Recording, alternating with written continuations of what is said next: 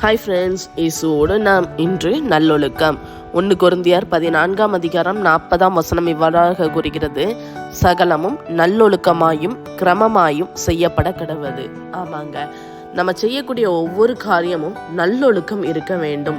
ஒழுக்கம் தெரியும், நல்லொழுக்கம் அப்படிங்கிறது என்னன்னா நல்ல பரிசுத்தமா இருக்கணும். ஏன்னா பரிசுத்தமா இருக்கக்கூடிய ஒருத்தரை தான் ஏசப்பா தேர்ந்தெடுத்தாங்க, அதுதான் மரியாள்.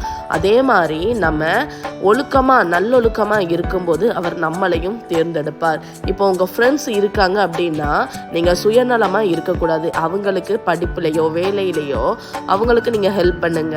அதே மாதிரி முடியாதவங்களுக்கு உதவி செய்யுங்க. ஹாஸ்பிட்டலில் இருக்கிறவங்களுக்கு தேவனுடைய அன்பை கூறுங்க. புவர் பீப்புள்ஸ், அதாவது ஒன்றுமே இல்லாமல் தங்களுடைய தேவைகளுக்காக காத்து கொண்டு இருக்கிறவங்களுக்கு நம்ம போய் உதவி செய்யலாம். இதுதான் நல்லொழுக்கம். இந்த மாதிரி செய்கிறதான் ஏசப்பா பிரியப்படுறாங்க. பாய்.